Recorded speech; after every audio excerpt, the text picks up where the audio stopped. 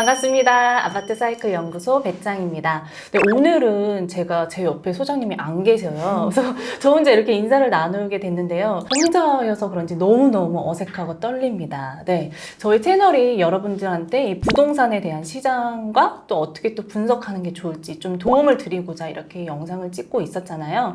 그런데 이제 좀 따라가기 힘들다. 어려운 부분들이 많다. 이런 용어, 부동산 용어도 힘들어서 쉽지가 않다. 이런 댓글들이 많더라고요.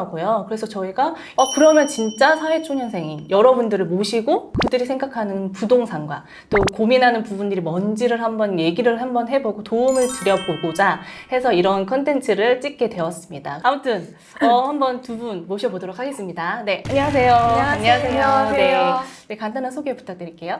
네, 안녕하세요. 저는 지금 연합뉴스TV에서 대학생 리포터로 활동하고 있는 아나운서 오다영이라고 합니다.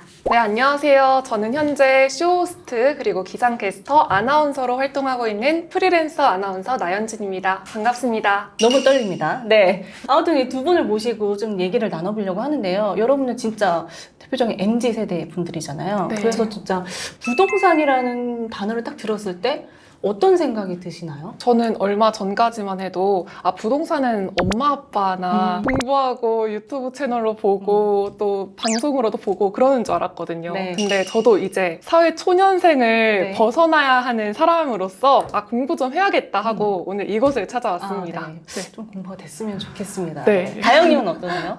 부동산이라고 하면 저 같은 경우에도 똑같이 부모님들이 조금 다니시는 곳 아닌가. 그리고 저도 현재 부모님과 또 함께 거주를 하고 있기 네. 때문에 크게 저랑 관련이 없다고 생각을 했었는데 저도 아무래도 이제 자취 또 슬슬 이제 생각을 할 나이가 됐기 때문에 자취방 알아보고 할 때 뭐부터 알아봐야 하지? 이런 고민들이 조금씩 생기더라고요. 그래서 혼자서 열심히 좀 유튜브도 찾아보고 어디 책을 사서 공부해야 하나 이런 고민을 좀 하고 있던 와중에 이렇게 배짱이님께 직접 질문을 할 수 있는 기회가 와서 오늘 여기 나오게 됐습니다. 근데 사실 제가 소장님처럼 전문가라고 말하기에는 저는 전문성이 그렇게 크진 않거든요. 저도 2019년부터 부동산을 공부하기 시작해서 매수가 뭐고 매도가 뭐야 막 부동산 가서 무슨 얘기를 해야 돼? 이러면서 정말 하나하나 다 막 부딪혀가면서 배웠기 때문에 여러분들의 고민이나 이런 걸 들었을 때 나도 그랬었지. 나는 이렇게 좀 헤쳐나갔다. 이 정도의 조언 정도는 해줄 수 있을 것 같다는 생각이 들어요. 그래서 두 분의 말씀을 들으면 이제 아직은 독립을 하거나 자취는 하지 않았지만 이제 사회초년생이니까 점점 이제 준비를 해 가야 되는 거잖아요. 네. 그래서 그 부분을 이제 준비를 할 때 뭘 봐야 될지, 뭘 조심을 해야 될지 이런 얘기를 좀 오늘 해봤으면 좋겠거든요. 두 분들은 좀 너가 만약에 독립을 한다면 나는 어떤 집에 살고 싶다. 이런 로망이나 꿈, 계획 같은 게 있어요? 저는 얼마 전부터 네. 주식에도 관심이 생겨가지고 뭔가 돈을 공감입니다. 쉬게 하면 안 되겠구나 네. 이런 생각이 드는 거예요. 그래서 일단 첫 독립하는 집이어도 투자 목적으로 아파트를 찾아보지 않을까 싶어요. 왜냐하면 제가 듣기로는 잘은 모르지만 빌라는 거주 네. 목적이지 네. 투자 목적은 아니라고 들었거든요. 그래서 일단 아파트를 돈을 불려나갈 목적으로 한번 찾아볼 것 같아요. 그러면 아파트를 생각을 하시는 거예요, 연지님은? 네, 아파트요. 네. 다영님은요? 제가 만약에 혼자 살게 된다면 요즘에는 빌라를 추천해주시는 분들도 계시더라고요. 그리고 실제로 빌라에 거주 중인 친구가 있어서 친구 집을 네. 한번 이제 놀러가 봤는데 구조도 너무 좋고 되게 또 조용하고 뭔가 괜찮은 것 같은 거예요. 그래서 빌라에 대해서 조금 궁금해졌어요. 네.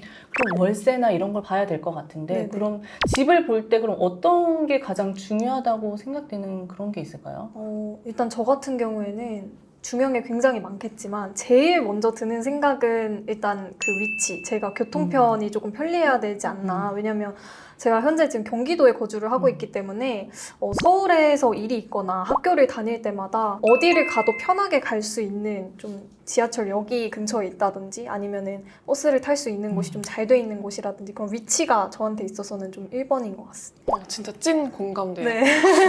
서울 나가는 게 저도 경기도민이라 서울에 가든 이런 교통편이 되게 중요하긴 한 것 같아요. 네. 만약에 네. 경기도에 내가 살게 된다면. 네. 근데 서울도 근데 만약에 전 월세를 한다면 네. 경기도 같은 시세로 구할 수도 있긴 하거든요. 이거는 근데- 진짜 좀 반전인 게 네. 서울이면 무조건 일단 비싸다. 조그만 자취방을 구해도 돈이 정말 많이 든다. 이렇게 알고 있어서 아예 생각을 좀 안 하게 되는 경향이 있거든요. 근데 서울에도 그런 네. 괜찮은 곳을 어떻게 찾아보는 팁 같은 게 좀 있을까요? 그러니까 이게 되게 그 뭐랄까 선입견 이런 게 되게 네네. 좀 무서운 것 같아요. 이게 뭔가 서울은 진짜 다 강남처럼 다 비싸다. 돈 있는 사람만 살 수 있는 게 서울 아닌가? 이런 생각을 되게 많이 갖고 있는 것 같은데 역세권이라던가 이런 것만 좀 내려놓고 접근을 한다면 저는 정말 서울도 충분히 선택할 수 있는 이런 공간이 있을 거라고 생각이 들거든요. 이게 보면요. 네이버 부동산을 제일 많이 사람들이 찾아보잖아요. 그런데 보면 뭐 지역이나 이런 동네 이런 걸 선정할 수도 있지만요. 보면은 뭐 내가 가용할 수 있는 금액이라던가 뭐 평형이라던가 뭔가 세대수 뭐 몇 세대 이상 이런 식으로 다 검색을 할 수 있거든요. 그렇게 보면 딱 나와요. 그게 내가 딱 들어갈 수 있는 지역들이 지도에 쫙쫙 가닥가닥 나오거든요. 그래서 그걸 보면서 한 번씩 부동산에 전화해 보면 이게 진짜 있는 물건인지 내가 들어갈 수 있는지 이런 걸 확인해 볼 수 있으니까 너 서울은 너무 비싸 나는 안 돼 약간 이렇게 접어버리는 건 정말 안 좋은 것 같아요. 그러면은 인터넷으로만 이렇게 검색하면서 사전 조사를 할 수 있는 건가요? 아니면 또 다른 방법으로 저희가 직접 공부하고 그 다음에 찾아가서 알아보는 방법도 있을까요? 그 사전 조사를 하는 게 어느 정도를 하느냐에 따라 다르겠지만 꼭 거주를 해야만 알 수 있는 부분들이 있잖아요. 네. 그런 데를 보면 약간 동네 카페 이런 거 있잖아요. 무슨 맘 카페, 뭐 직방이라던가 이런 데를 가보면 누수가 좀 많아요. 뭐 층간소음이 심해요? 뭐 이런 것들은 살아야만 알 수 있으니까 그런 부분들은 그런 사이트에서 좀 알 수 있는 것 같아요. 제가 얼마 전부터 이제 부모님이랑 같이 집을 보러 다니고 있거든요. 이렇게 보면은 또 평형은 같은데 동일한데 월세가 너무 제각각인 거예요. 그래서 어디를 중점을 두고 내가 선택을 해야 될지 이것도 네. 참 고민이거든요. 그래서 이게 어떤 점을 봐야 될까요? 참 그런 것 같아요. 전세는 이 평형이나 이런 게 있으면 좀 시세가 정해져 있거든요. 그래서 뭐 이렇게 비싸네, 싸네 할 수 있는데 월세는 이 보증금에 따라서 월세가 다르기 때문에 이게 가늠하기가 되게 힘들단 말이에요. 그래서 네. 무조건 그냥 월세 싼 게 괜찮은 거 아니야? 월세 싼 것만 사면 되지. 약간 이렇게 생각을 할 수 있을 것 같은데 오피스텔을 만약에 본다면요. 제가 생각하기에는 월세도 월세지만 이 한 가지를 꼭 체크를 하는 게 좋을 것 같아요. 어떤 거죠? 생각나는 게 있습니까? 싼 월세보다 더 중요한 게 있다.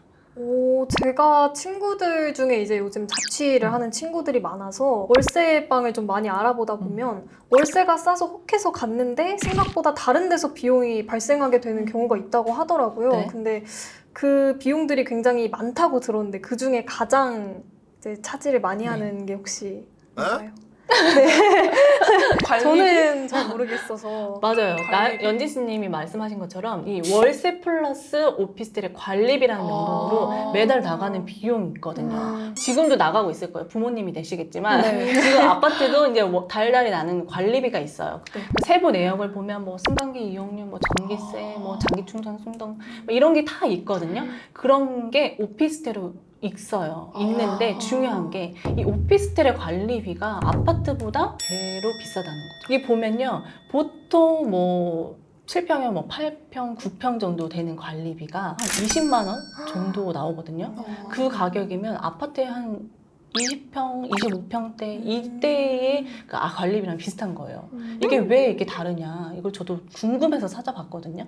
찾아보니까 관리비를 산정하는 이 기준이 평형에 따라 다르거든요. 1평당 뭐 내는 기준에 따라 다른데 오피스텔은 아파트보다 이 전용률이라고 실제 거주하는 공간이 다른 거예요. 그래서 실제 거주하는 공간 플러스 복도라던가 계단 이런 공용 면적 플러스 해서 그걸 세대수로 다 나누는 거예요.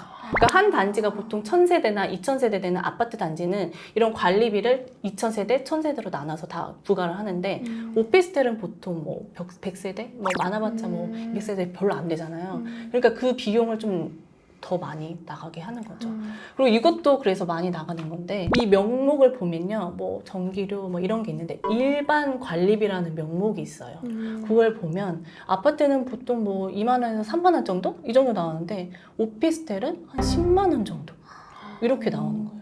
근데 이걸 내역을 물어봐도 이거 다 그냥 오피스텔 쓰는데 그냥 쓰는 거예요. 그냥 내시면 되는 거예요. 이렇게 약간 깜깜이처럼 약간 그렇게 막 나온다고 하더라고요. 그러면 그냥 집주인이 내라는 대로 내야 되는 건가요? 이건 집주인이 거주하는 사람들이 네네. 내는 거니까 이거는 오피스텔과 관리 업체가 계약을 한 거기 때문에 이거는 집주인 상관없이 관리실에서 이거 다 청소하시는 분들, 뭐 전기 기사분들, 뭐 이런 것 때문에 하는 거예요. 인건비예요. 이러면 솔직히 할 말이 없잖아요. 그러니까 오피스텔을 가면 안 된다 이거보다 이거를 좀 알고 가셔야 되는 거죠. 내가 만약에 오피스텔을 가려고 월세 막 찾은 거 진짜 막 발품 빨고 손품 빨아서 막 찾았어. 근데 관리비가 막 30만 원, 막 40만 원 나올 수도 있으니까 이런 거를 알고 가야 되는데요. 이게 올해 9월부터 이 관리비 내역을 공개를 해야 되는 법이 통과가 됐어요. 그래서 만약에 네이버 부동산이나 이런 데 매물을 볼 때 월세 플러스 이 매물은 관리비가 얼마 나와요? 이렇게 부동산이 기재를 해야 되는 게 의무화됐거든요. 그래서 그런 걸 찾아보실 때 꼭 그런 걸 확인을 하셔야 될 것 같아요. 근데 듣다 보니까 제 친구들 같은 경우에는 오피스텔은 아무래도 좀 이제 뭐 부담이 있다 하면서 원룸을 들어가는 친구들이 많거든요. 대학교 주변에도 보면 원룸이 네. 굉장히 많잖아요. 근데 이 원룸이 그 월세 가격에 혹해서 딱 갔는데 막상 가보니까 뭐 전기세 전기세대로 나오고 뭐는 뭐대로 나오고 관리비가 은근히 좀 많이 나온다. 애들이 약간 사기당한 기분이다 라고도 또 표현을 하더라고요. 그러면은 이런 경우에는 오피스텔은 방금 이렇게 명목상 뭔가 네. 관리비가 딱 나온다라고 했는데 원룸 같은 경우에는 그럼 혹시 관리비 그런 체계가 어떻게 되는 걸까요? 그게 문제인 것 같아요. 지금 대두되고 있는 게 오피스텔은 관리사무소가 따로 있어서 이런 세부 내역이나 이런 게 다 공개 의무화가 돼서 지금 다 알 수가 있는데 지금의 이런 원룸이라던가 다가구 같은 데는 주인이 한 명이거든요. 그래서 그 주인이 관리를 하면서 그냥 관리비 청소비 명목으로 그냥 월세 플러스 기본적으로 보통 3만 원이나 뭐 5만 원 정도 더 내라 이 정도 얘기를 해주시는데 많이 받는 분들도 간혹가다 있는 거예요. 그런데 지금의 이런 법상으로는 이게 100가구 이상일 경우에만 이걸 공개를 할 의무가 있기 때문에 그냥 내라면 내라 약간 이런 싫으면 떠나라 약간 이런 게 문제가 돼서 피해 사례가 지금 속출하고 있거든요. 그러면은 일부러 월세를 조금 적게 일부러 이제 사게끔 유도를 하고 관리비로 그거를 충당하는 그런 집주인들도 있겠네요. 그렇죠. 그런 피해 사례가 계속 속출했기 때문에 지금 9월 달부터 이런 부동산에 이런 방이 있어요 매물을 올릴 때 관리비를 기재를 해야 되는 의무가 생긴 거죠. 그러면 막상 들어가서 관리비 얼만큼 왜 이렇게 나오는 거예요? 라고 물어보고 조금 터무니없이 많이 나왔다. 조금 제가 보기에 불합리한 것 같다. 라고 하면 그걸 뭔가 따지거나 그렇게 할 수 있는 제도, 법? 그런 게 있을까요? 그게 아파트에선 지금 하고 있는 거예요. 아. 약간 입주민 회의 이런 걸 통해서 만약에 관리비가 터무니없이 많이 나오면 입주자들이 다 모아서 우리 지금 관리비가 너무 많이 나온 것 같습니다. 이거를 좀 어떻게 세부적인 내역을 좀 받아서 뭔가 좀 과대하게 포장된 거 있으면 이런 거 좀 따져서 쟁취를 해냅시다. 이렇게 할 수 있는 힘이 모이거든요. 근데 오피스텔이나 이런 다가구들을 또 많이 나와서 한번 해보자 하려고 하는데 이런 데에 집주인 사는 사람도 드물고 그러면 임차를 했을 텐데 전세나 월세를 하는 경우가 많잖아요. 근데 오피스텔에 전세하는 경우가 많을까요? 월세가 많을까요? 월세. 그쵸. 네. 월세가 더 많아요. 근데 보통 월세를 1년 단위로 계약을 하는데요. 이 오피스텔에 1년을 다 채우는 사람들이 정말 적다는 거죠. 그냥 단기간 살고 가는 사람들이 많기 때문에 내가 이걸 위해서 사람들과 시간을 맞춰서 내 시간과 또 노력을 또 소모하는 게 또 그냥 내고 말자. 약간 굳이 이렇게 해야 되는 되나. 거예요. 그러니까 힘이 모이는 게 좀 약하다 이렇게 볼 수 있는 것 같아요. 그러면 말씀하신 것처럼 아파트 같은 경우에는 그런 걸 조금 다 같이 의견을 모아서 이렇게 항의할 수 있는 방법도 있고 하다고 했는데 저 같은 대학생들이 이제 자취를 하려고 하면 원룸에 들어간다, 오피스텔에 들어간다라고 하면 그냥 저희는 당하고만 있어야 하는 걸까요? 그러니까 이 부분이 네. 정말 좀 답답한 것 같아요. 저도 네. 일단 어찌됐든 관리비라는 명목은 있는 거고 내야 되는 건 맞지만 내가 이거를 모르고 들어갔다가 완전 진짜 몇십만 원씩 하면 정말 이걸 어떻게 할 수도 없는 거잖아요. 그러니까 가장 중요한 건 제가 보기에는 이 계약을 하기에 앞서서 사전에 뭐 임대인이라던가 뭐 부동산 사장님한테 내가 이 계약을 하려고 하는데 관리비가 얼마인지 좀 미리 알고 싶다. 이런 거를 좀 끈질기게 끈질기게. 네, 좀 알아보고 아니면 그냥 뭐 이사 가면 옆집이나 이런 집이 있을 거 아니에요. 그래서 오며 가며 그냥 저 여기 이사하려고 하는데 뭐 막 이렇게 얘기를 하다가 혹시 관리비는 얼마 정도 나오냐 이렇게 물어보면서 미리 아는 것도 저는 그게 참 좋은 팁인 것 같거든요. 이게 알고 당하는 것과 네. 모르고 당하는 거는 정말 다르잖아요. 그래서 그쵸. 이게 정말 내가 감당할 수 있는 액수냐 하면 들어가는 거고, 이거 정말 너무 좀 버겁다, 그렇다 싶으면 내가 굳이 이 집에 들어갈 필요가 있는 건가를 다시 한번 생각을 해보는 게 좋을 것 같아요. 오늘 시간은 뭔가 내가 독립을 했을 경우에 뭘 봐야 될까, 어떤 것을 좀 주의 깊게 봐야 될까를 좀 얘기를 해본 것 같은데 그게 좀 도움이 되셨나요? 저는 너무 새로운 정보, 유익한 정보를 알게 됐고, 일단 관리비라는 거에 대해서는 아예 생각을 못하고 있었는데 왜 친구들이 그렇게 막상 가보면 뒤통수 맞았다라고 하는지 오늘 처음 알게 됐고. 세게 맞았다. 네, 세게 맞았다고. 저는 이제 집을 제가 직접 구해보러 다닌 적이 없어서 그냥 뭐 이것저것 돈이 더 나오더라라고만 했지, 그게 딱 정확히 관리비 때문이다라고는 친구들도 잘 모르는 것 같아요. 그래서 그쵸, 네. 네, 친구들한테도 꼭 반드시 그거 알려줘야겠다. 네, 이렇게 생각을 했습니다. 네. 저는 일단 오피스텔이나 원룸 자체는 알아본 적도 없고 관리비도 현재 네. 부모님이랑 거주하고 있기 때문에 네. 그냥 뭐 통지서 같은 거 날라오면 엄마 아빠가 알아서 내시는구나 생각을 했거든요. 그래서 저는 단지 집에서 에어컨 좀 덜 틀자 약간 이런 마인드였는데, 네. 틀자 이런 마인드였는데 월세를 알아볼 때도 관리비도 빼놓을 수 없는 요소라는 걸 오늘 알게 돼가지고 진짜 꿀팁을 얻어가는 것 같아요. 다행이네요. 꿀팁이 딱 들었다는 생각이 드니까 네. 지금 당장은 뭐 도움이 안 될 수도 있지만 이걸 딱 알고 있으면 내가 뭘 물어보면 되겠다, 뭘 알아보면 되겠다, 이게 딱 정해지니까 앞으로 독립을 계획하고 계시고 예정이신 분들한테는 좀 도움이 되지 않을까 이런 생각이 듭니다. 네. 오늘 이렇게 마무리하도록 하겠습니다. 도움이 되셨다면 구독과 좋아요 부탁드리고요. 다음에 또 찾아뵙도록 하겠습니다. 감사합니다.